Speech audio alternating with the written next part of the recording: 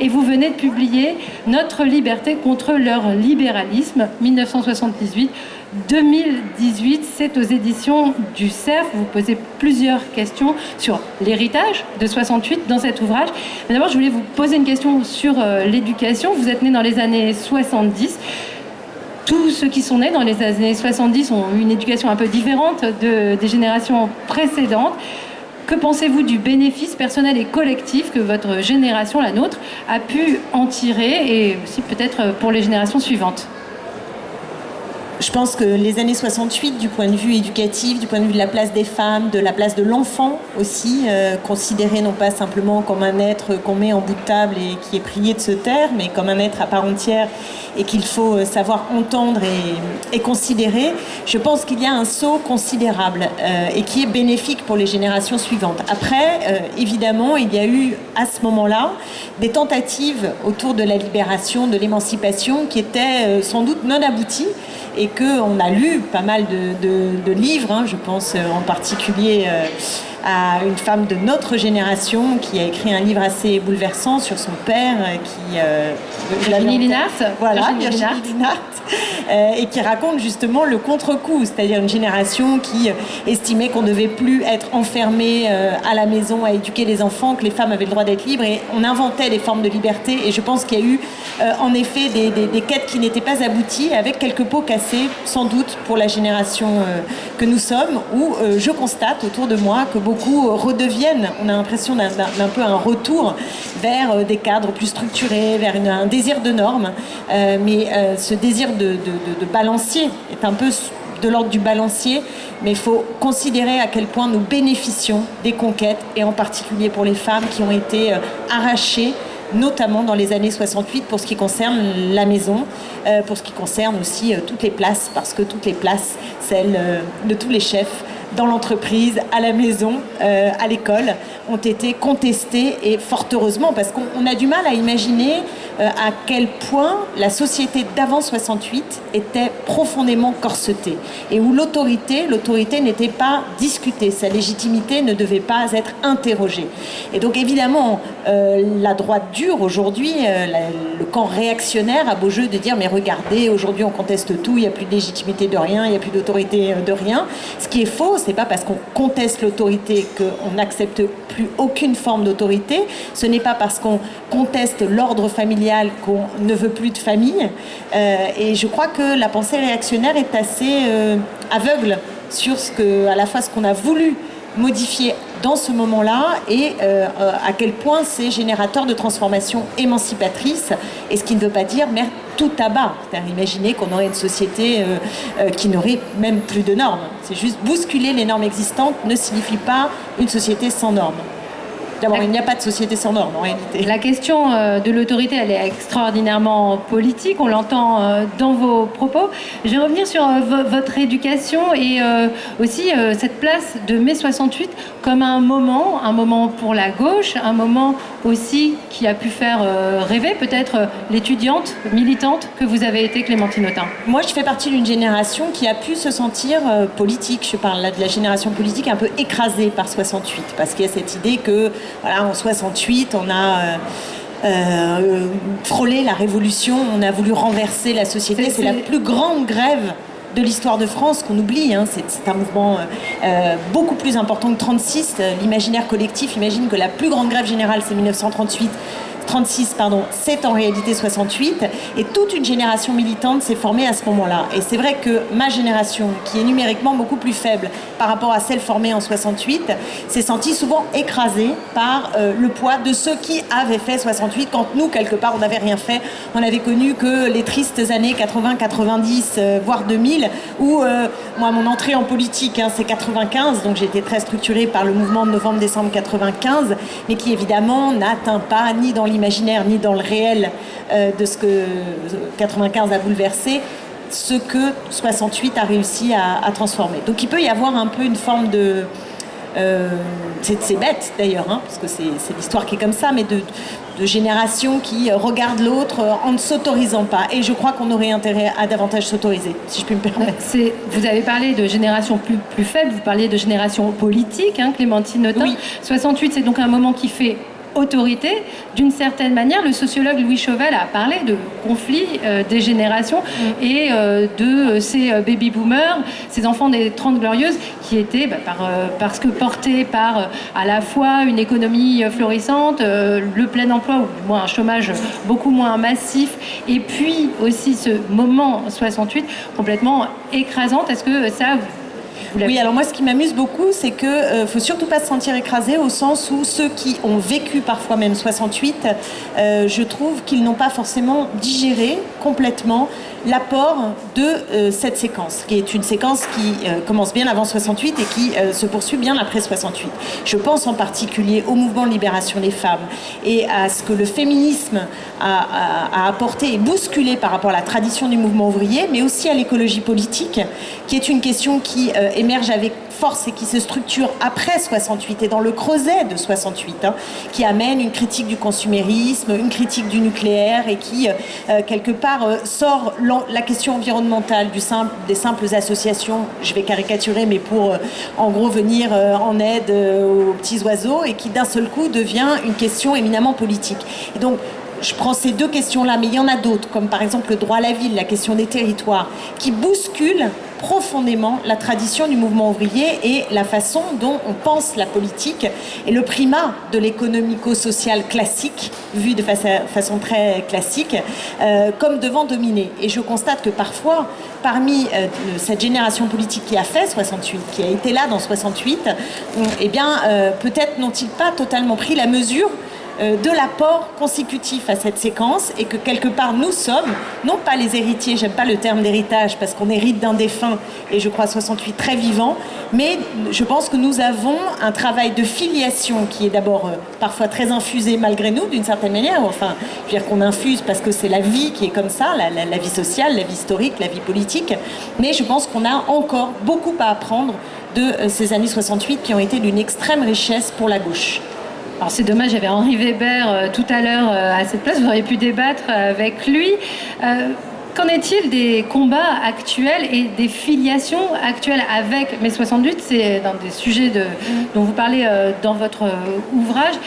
Comment elle s'illustre, cette filiation, à vos yeux, Clémentine Autain?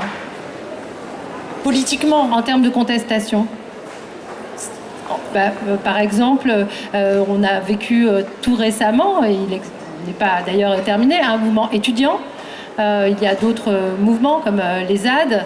Alors en fait, je me méfie toujours parce que on rejoue jamais la scène. Je veux dire, 1789, c'est 1789, 48, 1848, c'est 48, 70, c'est 70, 36, je ne veux pas tous les faire, et 68, c'est 68. Donc, et d'ailleurs, pour avoir été présente dans les universités aujourd'hui, avoir participer à des débats avec les jeunes étudiants, parfois ils en ont marre qu'on leur parle de 68, qu'on compare à 68.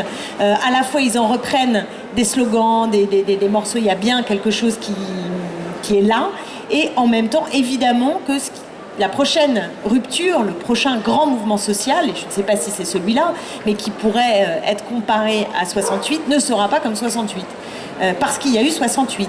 Et qu'une des questions qui se pose, je crois, aujourd'hui, et qui est une des difficultés de 68, qui a laissé beaucoup d'amertume, qui est une forme de défaite, c'est que nous n'avons pas, à ce moment-là, renversé le régime. Ne jamais oublier qu'il y a mai-juin, plus grande grève générale, je l'ai dit, et que ça se termine, alors ça se termine pas parce que ça continue, mais disons qu'il y a un moment de sidération parce que la Chambre, telle qu'elle sort fin juin, elle est bleu horizon, elle est totalement de droite, et qu'on n'a pas réussi à renverser le régime, alors qu'on pense beaucoup à 17, et qu'on se dit que ça va être possible, que la révolution, elle est là, quoi, et elle n'est pas là. Et donc, la question politique, dans le sens de la politique institutionnelle, je la trouve assez présente en réalité, y compris parmi les jeunes étudiants, sans doute plus qu'elle ne l'était, ou différemment, par rapport aux années 68. Et là encore, l'histoire, elle infuse de manière parfois, on le sait sans le savoir, enfin oui, il ne suffit pas d'avoir étudié 68 pour qu'en fait les générations ensuite prennent appui et fassent différemment. À la fois ça ressemble par la demande d'horizontalité qui est considérable et qui était vraiment une demande de 68, et aujourd'hui on n'imagine pas une assemblée générale ou même un mouvement politique comme la France Insoumise avec son exigence, je ne dis pas que c'est toujours réussi dans le résultat parce que c'est tellement compliqué, mais en tout cas cette exigence d'horizontalité qui est très forte et cette contestation du leader et cette contestation, vous voyez ce que je veux dire. On le retrouve dans les mouvements contemporains, dans le mouvement contemporain, comme une forme de filiation bien sûr. On parlait bien de filiation et pas forcément de ressemblance, mais comme quand Danny Cohn-Bendit rejoint plutôt le camp de Macron, qu'il écrit un livre qui s'appelle Forget 68, et j'ai vu un de vos tweets amusé avec son livre à côté du vôtre. Comment vous, qui êtes... Forget 68. Voilà. Comment vous réagissez par rapport à ce destin des 68ards qui aujourd'hui ne contestent plus l'autorité politique, l'autorité d'un président qui, lui, s'inscrit dans une tradition très... Écoutez, je crois qu'il y a Romain Goupil qui vient tout à l'heure. Voilà une question que j'aurais bien aimé lui poser. Enfin, c'est pas tout à fait de son fait, mais quand j'ai vu la une du Monde 2 avec Romain Goupil, où il était écrit de mai 68 à Emmanuel Macron, l'éternel révolté, j'avoue que je me suis dit vraiment là, on est dans une commémoration qui se transforme en enterrement. Parce qu'il y a une volonté du système en place, très libéral, de s'approprier 68, parce qu'au fond, on nous raconterait un récit selon lequel la liberté exigée en 68, et c'était fort, même s'il n'y avait pas que la liberté, il y avait l'égalité, il y avait la fraternité, mais il y avait ce vent de liberté, aurait conduit au libéralisme débridé sur le plan économique que nous vivons aujourd'hui. Et que ce libéralisme économique débridé, bien entendu, s'accompagnerait de la démocratie et de plus de liberté publique. Or, nous constatons aujourd'hui avec Emmanuel Macron que c'est exactement l'inverse, comme on le sait depuis Thatcher, c'est-à-dire que ce libéralisme économique s'accompagne d'un profil autoritaire. Et il n'y a pas très longtemps, nous étions en train de discuter de la loi Asile-Immigration à l'Assemblée nationale, et je vous assure qu'il n'y a là rien à voir avec les aspirations portées en 68. Donc il y a une forme de récupération qui existe et qui a voulu même être commémorée par Emmanuel Macron. Cette idée a eu lieu de se dire qu'on allait commémorer 68 par un gouvernement qui est un gouvernement qui ressemble davantage à celui de De Gaulle ou à celui de Giscard d'Estaing. Donc on nous fait prendre des vessies pour des lanternes, et j'avoue que moi, ça génère chez moi beaucoup de colère. Donc sans doute, Daniel Cohn-Bendit veut-il oublier 68 parce que sa trajectoire, qui n'est pas celle d'ailleurs de tous ceux qui ont fait 68, parce que ces figures, moi je leur en veux pas, chacun a droit à son parcours, je ne critique pas Romain Goupil a le droit d'avoir évolué, d'avoir été un leader et d'être passé totalement à autre chose. Je dis juste que beaucoup de militants de l'époque sont restés fidèles à leurs idéaux. D'ailleurs, et il n'y a pas de fil conducteur entre 68 et le libéralisme économique. Je ne peux pas citer tous les ouvrages historiques, mais cette année, pour les commémorations, plusieurs ouvrages d'historiens, je pense à Ludivine Bantini, parlent du destin des 68ards, et surtout des 68ards les moins connus de ces manifestants, qui sont restés parfois des militants toute leur vie. Je me souviens, Clémentine Autain, d'une chronique que vous animiez sur France Culture le matin, et son titre c'était Dominant, dominé. Et finalement, dans l'héritage de 68, et cette remise en cause de l'autorité, c'était donner la voix aux dominés. Et je me suis demandé, en fait, aujourd'hui, si, hormis le combat féministe, qui bénéficie d'un vrai renouveau cette année, à travers les réseaux sociaux, on avait vraiment aujourd'hui un corps social qui s'exprimait parmi les dominés de manière forte. Cette envie de se faire entendre, est-ce qu'elle est aussi forte qu'en 68 ? Et c'est une vraie question politiquement pour vous aussi.